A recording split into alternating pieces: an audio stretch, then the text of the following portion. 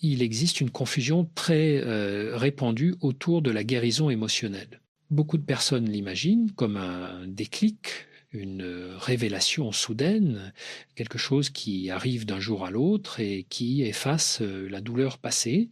Dans la réalité, le processus est beaucoup plus discret, plus lent et surtout beaucoup plus exigeant intérieurement. Guérir émotionnellement ne consiste pas à supprimer ce qui a fait mal, mais à transformer la relation que l'on entretient avec cette douleur.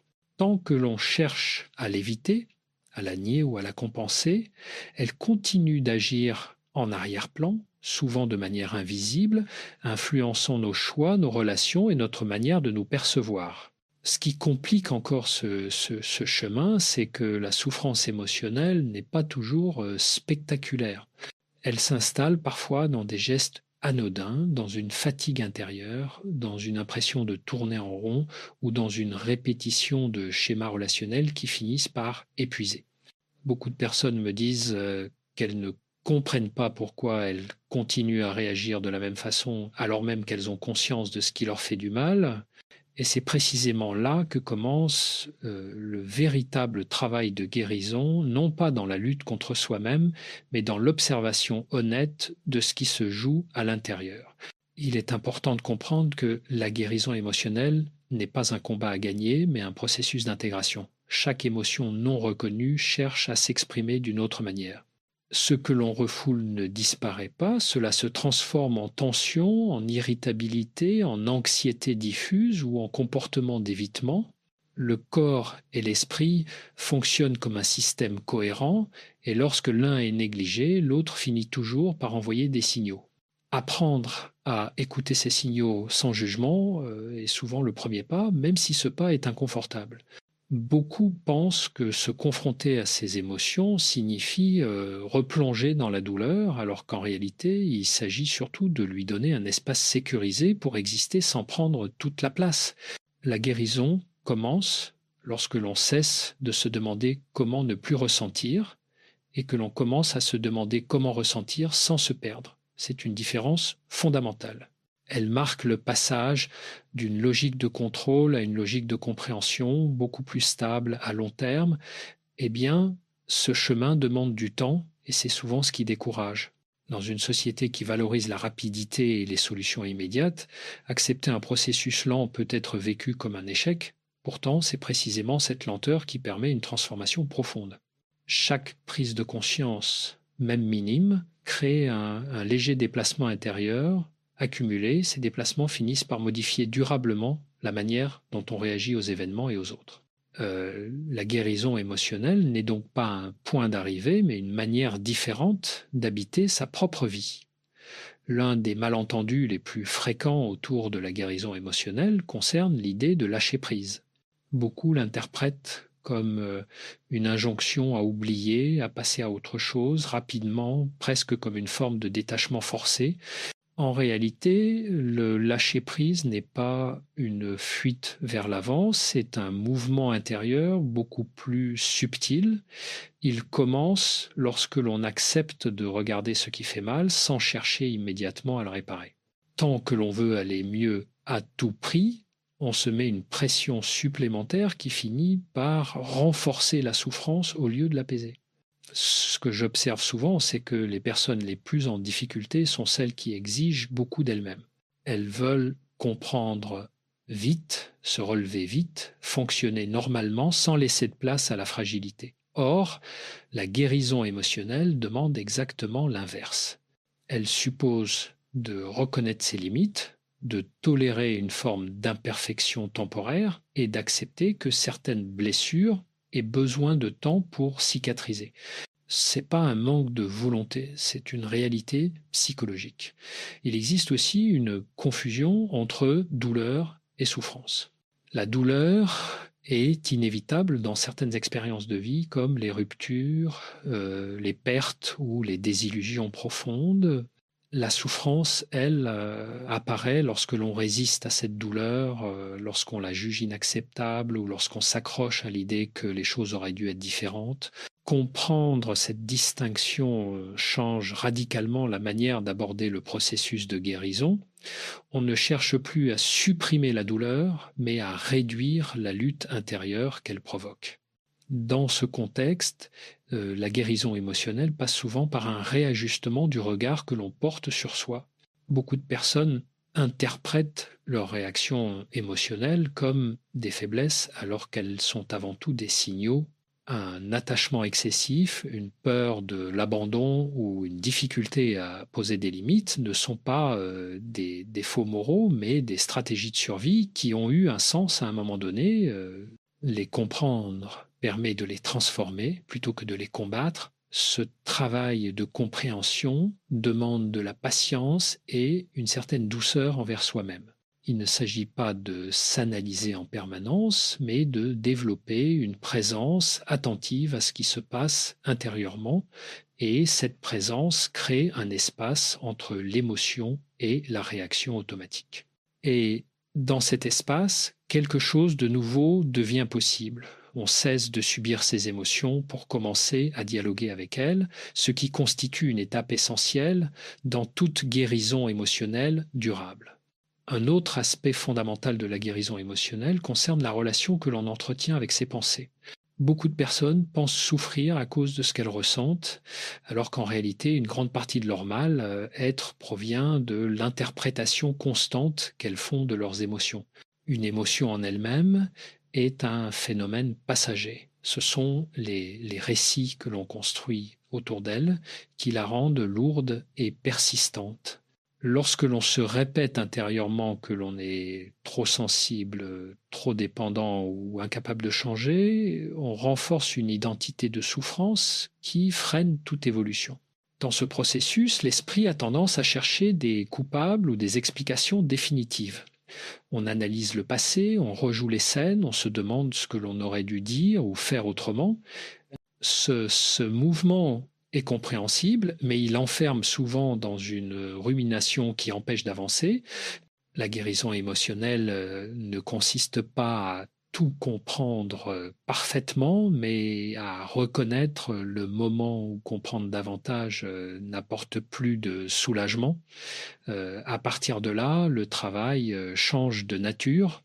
Il ne s'agit plus d'expliquer, mais d'apprendre à vivre avec une part d'incertitude. Beaucoup découvrent alors une difficulté plus profonde, celle d'accepter que certaines blessures ne disparaissent jamais complètement. Elles s'atténuent, se transforment, mais laissent parfois une trace sensible. Cela peut être vécu comme une injustice, surtout lorsque l'on a beaucoup travaillé sur soi. Pourtant, cette trace n'est pas un échec. Elle devient souvent un point d'ancrage, une source de discernement et de maturité émotionnelle. Ce sont souvent les personnes qui ont traversé des blessures reconnues et intégrées qui développent une plus grande capacité d'empathie et de compréhension des autres. Un élément clé du processus réside dans la manière dont on se parle intérieurement. Le dialogue intérieur peut être un facteur de guérison ou au contraire un amplificateur de souffrance. Lorsqu'il est dur, exigeant ou culpabilisant, il maintient un état de tension permanente. Apprendre à remplacer ce discours par une parole intérieure plus juste et plus nuancée n'est pas un exercice de pensée positive, mais un acte de réalisme psychologique. Il s'agit de reconnaître ce qui est difficile sans se condamner pour autant. Ce changement de posture intérieure modifie progressivement la relation aux émotions. Celles-ci cessent d'être perçues comme des ennemis à combattre et deviennent des indicateurs précieux. La tristesse peut signaler un besoin non respecté, la colère une limite franchie, l'anxiété une surcharge ou une insécurité. Lorsqu'on apprend à écouter ces messages sans s'y identifier totalement, on gagne en stabilité. La guérison émotionnelle avance, alors moins par des moments spectaculaires que par une série d'ajustements discrets, presque imperceptibles, qui finissent par transformer durablement la manière d'être au monde. La guérison émotionnelle se joue aussi beaucoup dans la manière dont une personne se relie aux autres. Les blessures affectives ne naissent pas dans le vide, elles apparaissent souvent dans le lien et c'est dans le lien qu'elles continuent de s'activer. Beaucoup de personnes pensent qu'elles doivent d'abord aller mieux avant de pouvoir vivre des relations apaisées. En réalité, c'est souvent l'inverse. Ce sont des relations plus conscientes, plus ajustées, qui permettent une véritable réparation émotionnelle. Cela suppose cependant de changer certaines dynamiques profondément ancrées. L'une des plus courantes est la confusion entre attachement et sécurité. Voilà. S'attacher n'est pas en soi problématique. Ce qui devient douloureux, c'est lorsque l'attachement est guidé par la peur plutôt que par le choix. Peur d'être abandonné, peur de ne pas être suffisant, peur de perdre le lien. Dans ces cas-là, la relation devient un espace de tension permanente. On observe l'autre, on interprète ses silences, on anticipe ses absences. Cette hypervigilance émotionnelle épuise et empêche toute sensation de repos intérieur. La guérison émotionnelle implique alors un réapprentissage des limites. Poser une limite n'est pas une rupture du lien, c'est une manière de le rendre plus juste. Beaucoup de personnes ont grandi avec l'idée que dire non, exprimer un besoin ou se retirer temporairement était un risque. Elles ont appris à s'adapter, à se taire, à minimiser ce qu'elles ressentent pour préserver la relation sur le long terme. Cette stratégie crée un déséquilibre profond. Le corps et l'esprit finissent par signaler que quelque chose ne va plus, souvent sous forme d'anxiété ou de fatigue émotionnelle. Il devient alors essentiel de comprendre que se respecter n'est pas incompatible avec l'amour ou l'attachement. Au contraire, une relation qui ne peut survivre à l'expression de besoins clairs ou de limites simples est une relation fragile. La guérison émotionnelle passe par cette prise de conscience parfois douloureuse. Accepter que certains liens ne se renforcent pas lorsqu'on s'oublie, mais lorsqu'on se présente tel que l'on est, avec ses besoins et ses vulnérabilités. Et ce travail n'est pas immédiat car il va à l'encontre de réflexes anciens. Au début, poser une limite peut provoquer de la culpabilité, de la peur ou un sentiment d'égoïsme. Ces réactions sont normales. Elles indiquent que l'on sort d'un mode de fonctionnement automatique. Avec le temps, cette culpabilité s'atténue et laisse place à une sensation nouvelle, celle d'une cohérence intérieure. On commence à sentir que ses paroles, ses actes et ses émotions vont dans la même direction. Progressivement, cette cohérence transforme la manière dont on vit les relations. On ne cherche plus à être choisi à tout prix, on choisit aussi, on devient plus attentif à ce que l'on ressent en présence de l'autre plutôt qu'à ce que l'autre pense ou fait. Cette bascule est souvent un tournant dans le processus de guérison émotionnelle car elle marque le passage d'une quête de validation à une recherche de justesse intérieure. À ce stade du processus, beaucoup de personnes commencent à percevoir un changement subtil mais profond dans leur manière de vivre. Leurs émotions, elles ne disparaissent pas, mais elles deviennent moins envahissantes. La guérison émotionnelle ne se manifeste pas par une absence de douleur, mais par une capacité accrue à la traverser sans se perdre. Ce qui faisait autrefois vaciller l'équilibre intérieur est désormais accueilli avec davantage de lucidité. Ce changement n'est pas spectaculaire, mais il est fondamental car il redonne une forme de stabilité intérieure. Un point essentiel de cette transformation concerne la relation au temps. La souffrance émotionnelle est souvent liée à une fixation sur le passé ou à une anticipation anxieuse de l'avenir. On regrette ce qui a été dit ou pas dit, on redoute ce qui pourrait arriver. La guérison émotionnelle s'ancre dans un rapport plus juste au présent. Non pas un présent idéalisé, mais un présent habitable. Apprendre à revenir à ce qui se passe ici et maintenant permet de réduire l'emprise des scénarios mentaux qui alimentent l'angoisse et l'épuisement. Cela ne signifie pas ignorer son histoire ou ses projets, mais cesser de les laisser dicter chaque réaction émotionnelle. Lorsqu'une personne parvient à rester en contact avec l'instant sans se laisser submerger par ses pensées, elle retrouve une forme de liberté intérieure. Cette liberté ne supprime pas les contraintes de la vie, mais elle modifie la manière de les vivre. On cesse de se sentir constamment menacé par ses propres émotions, ce qui apporte un apaisement durable. La guérison émotionnelle passe également par une reconnaissance plus fine de ses besoins. Beaucoup de personnes ont appris à fonctionner sans écouter leurs signaux internes. Elles avancent par obligation, par loyauté ou par peur de décevoir. À long terme, cette déconnexion crée un malaise diffus, parfois difficile à nommer. Réapprendre à identifier ce qui apaise, ce qui fatigue, ce qui nourrit ou ce qui vide émotionnellement est une étape essentielle pour retrouver un équilibre. Ce travail de reconnaissance demande de ralentir.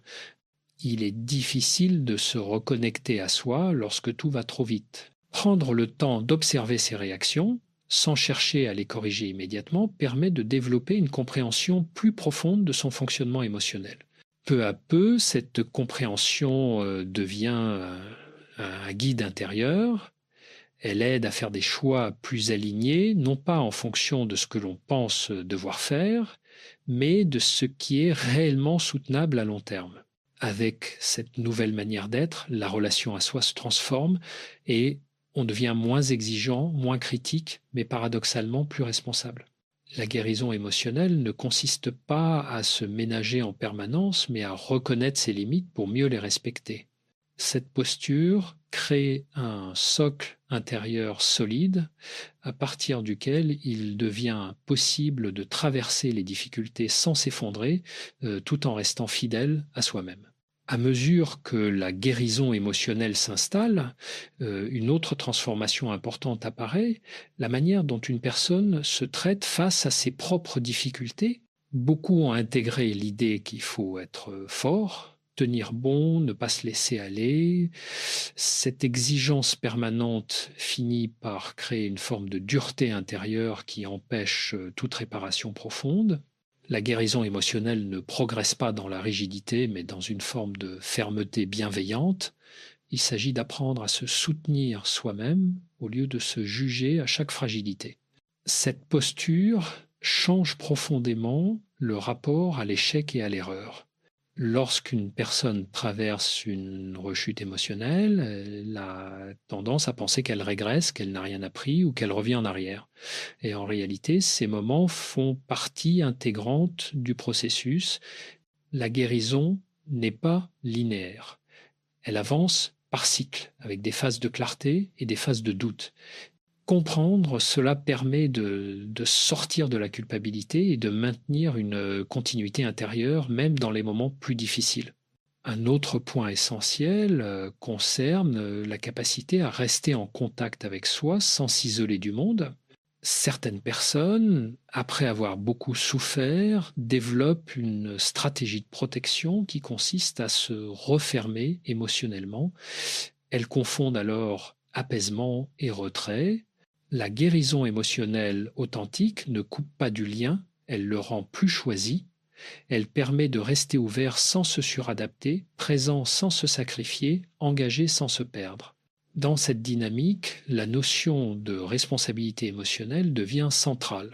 Être responsable de ses émotions ne signifie pas en être coupable, mais reconnaître que l'on a un pouvoir d'ajustement sur sa manière d'y répondre.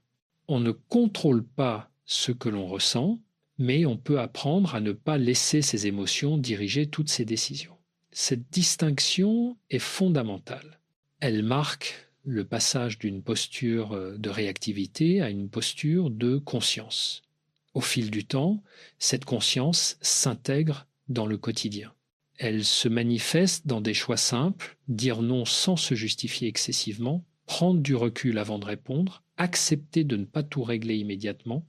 Ces micro-ajustements, répétés jour après jour, créent une stabilité émotionnelle qui ne dépend plus uniquement des circonstances extérieures. La guérison devient alors moins une quête qu'un mode de fonctionnement intérieur.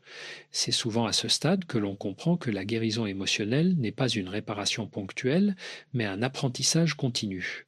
Elle n'élimine pas la vulnérabilité, elle l'intègre et paradoxalement, c'est cette intégration qui rend une personne plus solide. Non pas parce qu'elle ne souffre plus, mais parce qu'elle sait désormais comment se soutenir lorsque la souffrance apparaît. À ce moment du parcours, beaucoup de personnes réalisent que la guérison émotionnelle a profondément modifié leur rapport au contrôle. Auparavant, une grande partie de leur énergie était consacrée à anticiper, à vérifier, à tenter de sécuriser les relations et les situations. Cette vigilance permanente donnait l'illusion de se protéger, alors qu'en réalité, elle alimentait l'anxiété peu à peu. En apprenant à se faire confiance, quelque chose se relâche. On comprend que vouloir tout maîtriser est souvent une réponse à la peur et non une preuve de maturité. Ce relâchement ne signifie pas abandonner toute prudence, mais accepter une part d'incertitude comme faisant partie de la vie. La guérison émotionnelle implique de reconnaître que certaines choses nous échappent, que les autres peuvent changer, que les liens peuvent évoluer. Cette acceptation est inconfortable au début, mais elle apporte un allègement profond. On cesse de lutter contre ce qui ne dépend pas de soi et on réoriente son énergie vers ce qui est réellement ajustable, ses choix, ses limites, sa manière d'habiter chaque situation. Un changement notable apparaît également dans la façon dont on interprète les réactions des autres. Là où l'on voyait auparavant des signes de rejet ou de désintérêt, on commence à percevoir des réalités plus nuancées. Cela ne conduit pas à tout excuser, mais à distinguer plus clairement ce qui relève de l'autre et ce qui nous appartient. Cette clarté protège de nombreuses projections et évite de retomber dans des schémas anciens où l'on se sent responsable de tout. La guérison émotionnelle se traduit alors par une présence plus stable dans les relations.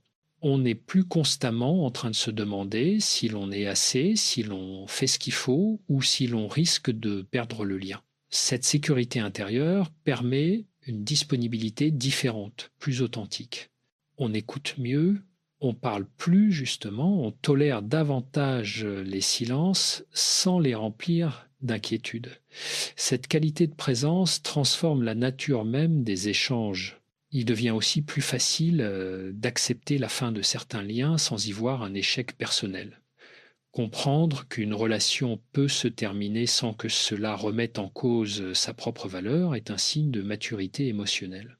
La guérison ne consiste pas à tout conserver, mais à reconnaître ce qui n'a plus sa place. Ce discernement évite de s'accrocher à des situations qui entretiennent la souffrance et permet d'ouvrir de l'espace pour des relations plus ajustées. À ce stade, la guérison émotionnelle commence à se manifester de manière tangible dans la vie quotidienne, non pas par une euphorie constante, mais par une sensation plus fréquente de justesse et de calme intérieur. Les tempêtes émotionnelles existent encore, mais elles sont moins déstabilisantes. On sait qu'elles passeront. Cette confiance nouvelle dans sa capacité à traverser devient l'un des acquis les plus précieux du processus.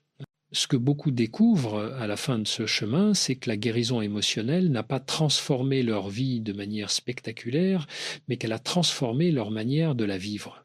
Les événements extérieurs ne sont pas devenus plus simples, les relations ne sont pas devenues parfaites et les émotions difficiles n'ont pas disparu. Ce qui a changé en profondeur, c'est la relation à soi. Il y a désormais un socle intérieur plus stable, une capacité à rester présent sans se renier, même lorsque les choses ne se passent pas comme prévu. La guérison émotionnelle révèle alors quelque chose d'essentiel. La paix intérieure n'est pas l'absence de conflit ou de douleur, mais la fin de la guerre contre soi-même. Tant que l'on se reproche de ressentir, tant que l'on exige de soi une adaptation permanente ou une force constante, l'apaisement reste inaccessible. Lorsque cette exigence tombe, une forme de calme plus authentique peut s'installer, non pas un calme figé, mais un équilibre vivant, capable d'absorber les chocs sans se briser. À ce stade, les choix deviennent plus clairs. On cesse d'investir dans ce qui épuise, dans ce qui demande de se diminuer ou de se trahir, non par rejet ou par fermeture, mais par lucidité. La guérison émotionnelle affine le discernement. Elle permet de sentir parfois très rapidement ce qui est aligné et ce qui ne l'est pas. Cette clarté évite de nombreux compromis douloureux et protège l'énergie psychique sur le long terme. Une autre transformation profonde concerne la manière dont on envisage l'amour et les relations.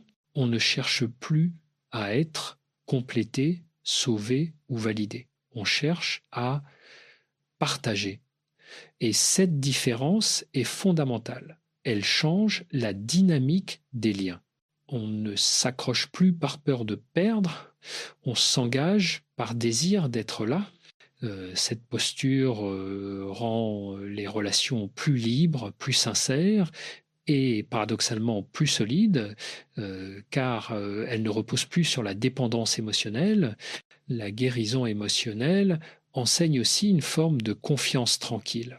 Confiance dans sa capacité à faire face, confiance dans le fait que ce qui doit rester restera et que ce qui part laissera derrière lui un espace nécessaire. Cette confiance n'est pas naïve. Elle est née de l'expérience, des traversées, des ajustements successifs. Elle permet de vivre sans se crisper sur l'avenir, ni se réfugier dans le passé.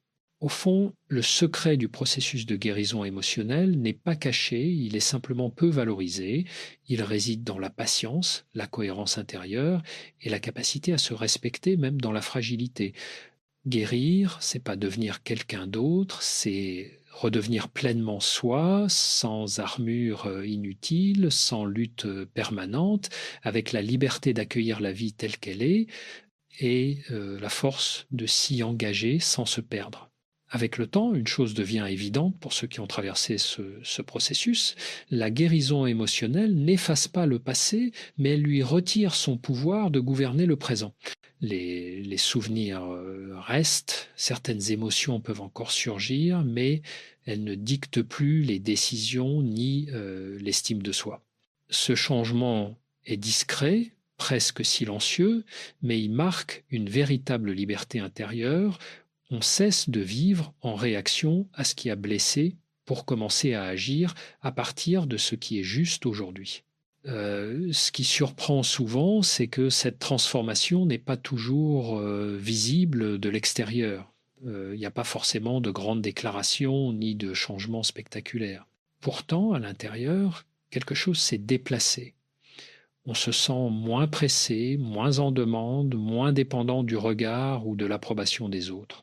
Cette tranquillité nouvelle n'est pas une indifférence, mais une sécurité intérieure qui permet d'être en lien sans se dissoudre dans le lien. La guérison